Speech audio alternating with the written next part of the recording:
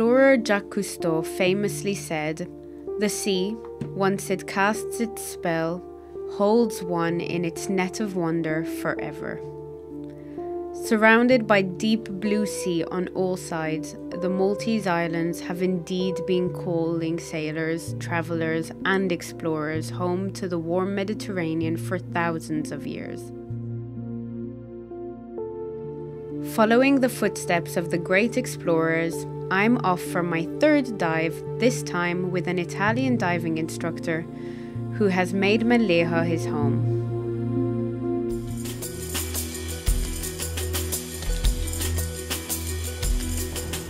Good morning, I'm Samira. I booked a dive with you today.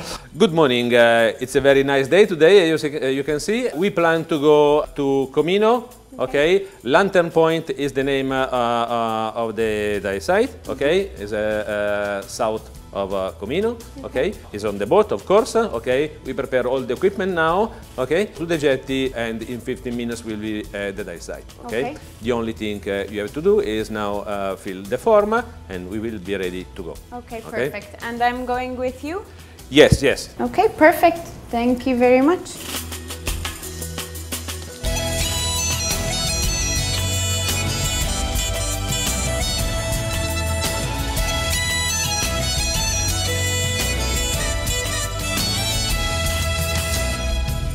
Before we cast off, Max holds his short, to-the-point brief.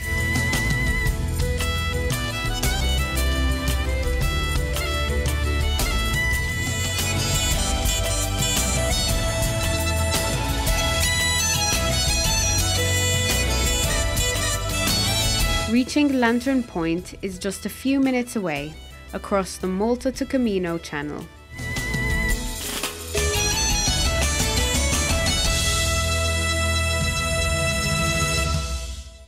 Lantern Point is a fantastic boat dive south of Comino, suitable for at least advanced divers or experienced divers.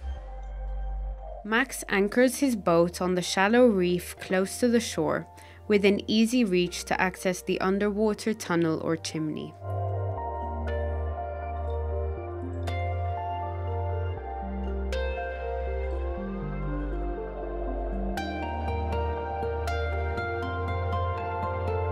The highlight of the dive site is a tunnel, a chimney, starts from 3 meters of water, going down, and the exit point is in 16 meters. Usually we go one by one because the first few meters are quite narrow.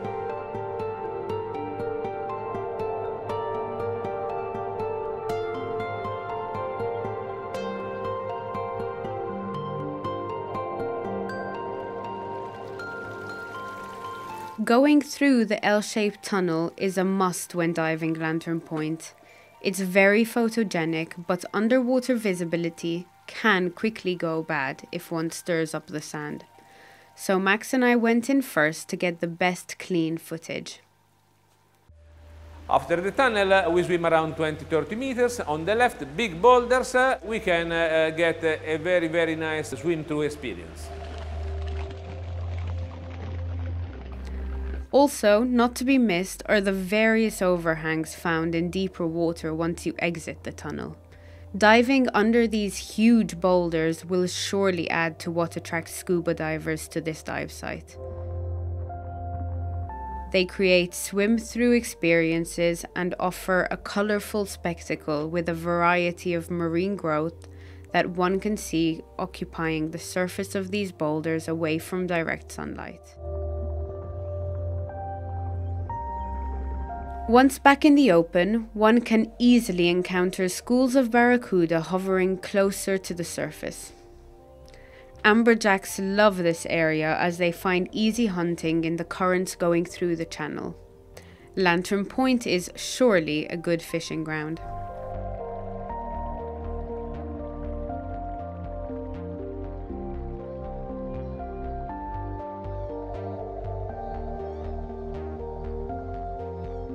It is rare to have a current in Malta. At this dive site, sometimes you can find the current.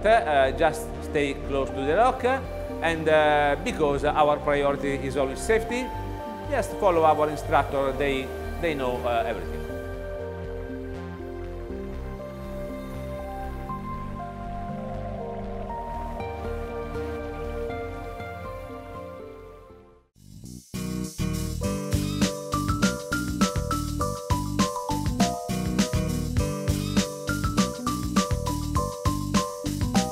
From Camino, I will head down to the other side of Malta to visit Malta's largest fishing village and other places of interest in the south of Malta.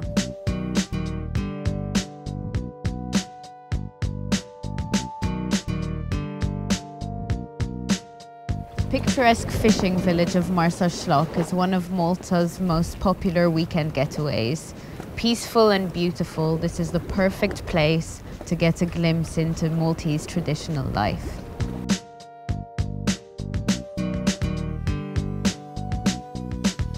A simple stroll up and down the promenade offers up the famous sight of colourful wooden fishing boats known as lutsu.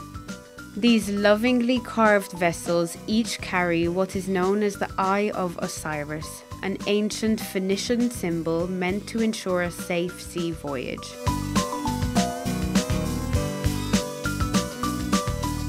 Tourists and locals are also drawn to the village by the island's well-known market, where hawkers offer anything from the fresh catch of the day to local souvenirs, daily needs and fashion wear. This was a normal scene at Marsa before the pandemic. Once in the neighbourhood, many visitors choose to indulge in a tasty lunch or dinner at one of the many local eateries that line the seafront. As any local foodie will tell you, the local seafood and wine are not to be missed.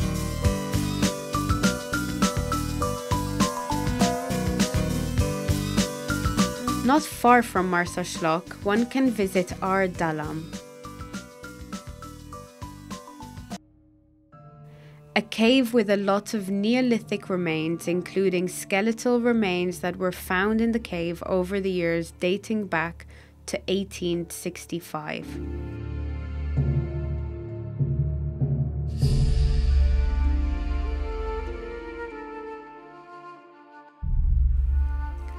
The cave is some 144 meters deep, but only the first 50 meters are accessible to visitors.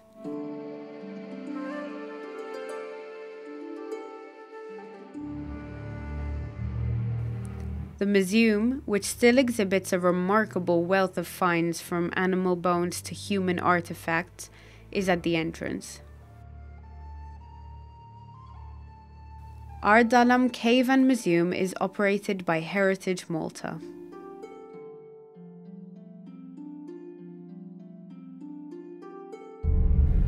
A fort worth visiting, built as a Victorian battery in Kalkara, is Fort Rinella.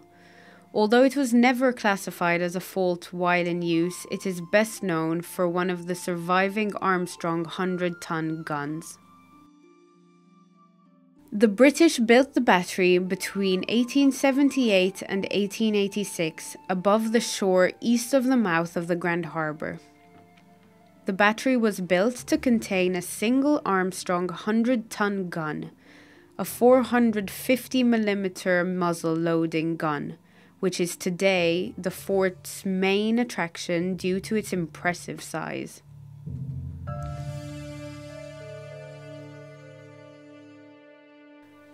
To spice up the whole experience at Fort Rinella, a lively historical reenactment and an expert commentary offering a unique window into the past life of the late 19th century Victorian garrison.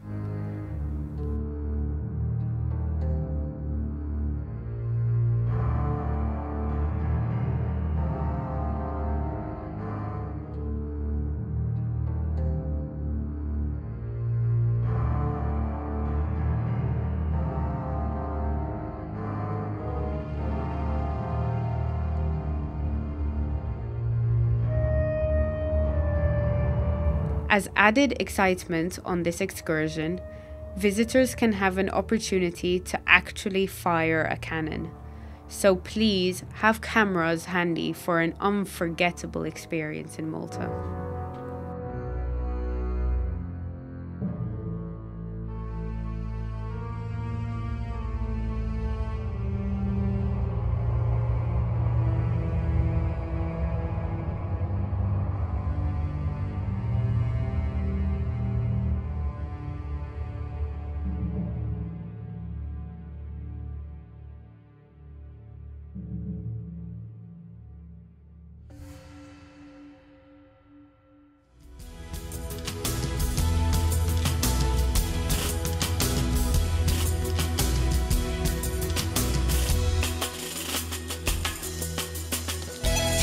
You can easily get immersed visiting the various attractions that Malta has to offer for all the family. But my main visit to Malta is to explore its various underwater attractions.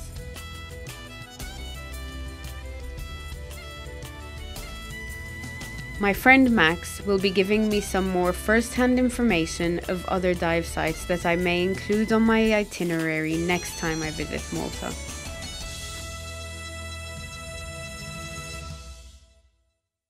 Max, thank you so much for this morning's dive. Lantern Point was beautiful. I wanted to ask you, I heard about a dive site near Filfla. Is that something we could do? Filfla is a fantastic dive, yes. It's an island, small island, 1.6 miles south of Malta, south of Garlapsi, okay, used by AMF, okay, as a target. Okay. Now is a protected area, and to go there you need a permit from ERA and from Transport Malta for the boat, and ERA because now they required to have a lecture with your student as a scientific reason, something like that, okay? Usually we moor the boat on the south on a reef called Stock Rock. It's about 10 meters the depth, and there the visibility is fantastic. A lot of fish, damsel fish, all the Mediterranean life.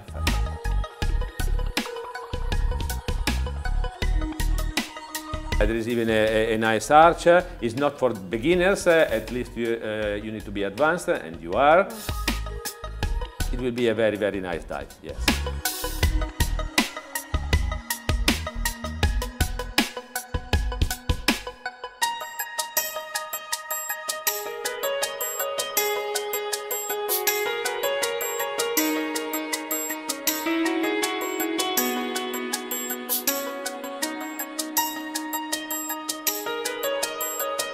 The second dive usually is on the east or west part of the island, shallower, where you can see some bomb used by AMF.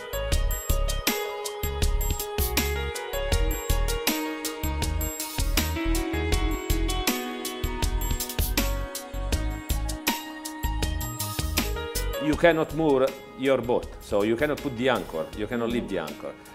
We need to go when the sea is very calm, and take the reference, but I will be with you under the water, so it will be not a problem to find the boat on the way back. Okay, great. Okay. And is there a lot of sea life to see, or is it mainly the bomb? Especially the first dive is full of fish in the small cave. You can see even the cardinal fish, and sometimes, you know, big fish can pass because we are off the island of Malta. Yes. That sounds really interesting to do. Yes. We need only to find this permit. Yes, and after we can go. Okay, great.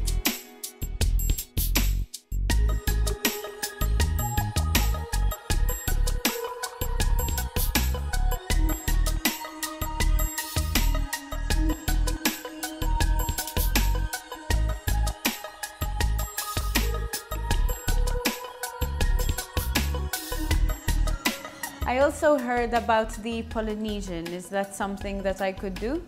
Yes, Polynesian I think is the most famous technical wreck in Malta. Okay. Technical because it's between 55 and 70 meters, so you need a technical certification. Okay. Is now on the Heritage Malta Historical Wreck list. Okay.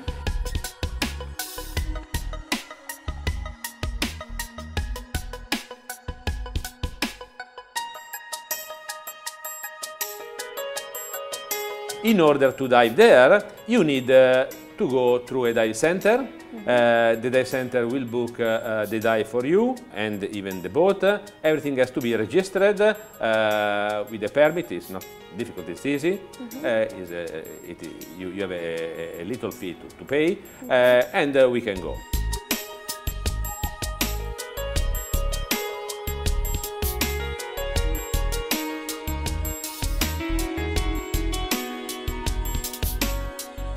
We can find some current, sometimes this, so usually I take even the scooter with us, okay?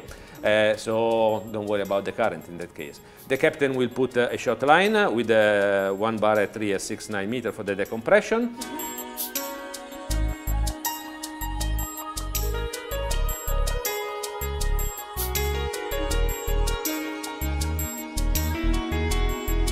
Full of lights under there, big cannon, a lot of pass-through. It's big because it's 152 meters. Oh, wow. You know? He was able to carry up to 252 passengers between 1890 and 1914. From France to Australia, and after used as a troop ship. So it was torpedoed in 1918 here in Malta, approaching Malta with a convoy, and in 35 minutes went down with a loss of 10 lives. Oh, wow. But it is a really fantastic dive.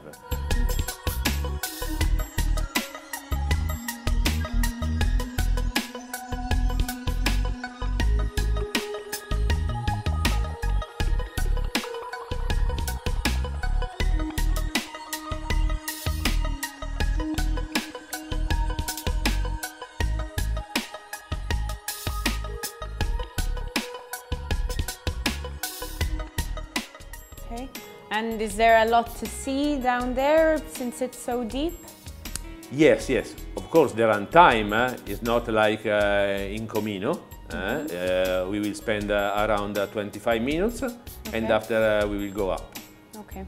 And the marine life, is there much Yes, to see? the marine life is all around you, surrounded you, so you will be attracted from the marine life, but even for the history, when you are there, Of course. your mind will be in the history. Of course, the main attraction Yes. is the wreck. Yes, yes. And the scooters. The scooters.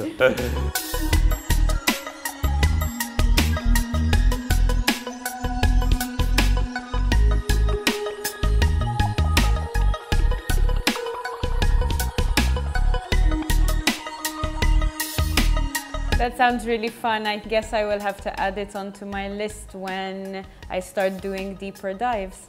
Very good. Thank you very much, Max. Okay, Thank I you will for the call you. information.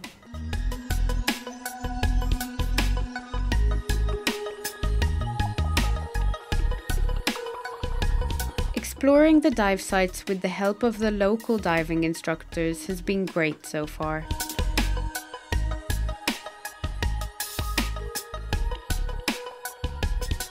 They are really making this very easy, safe and enjoyable.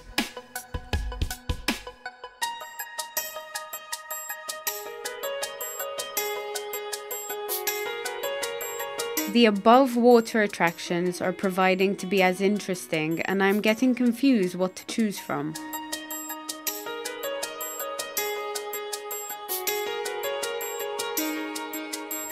Non-divers have no problem to have an exciting holiday in Malta.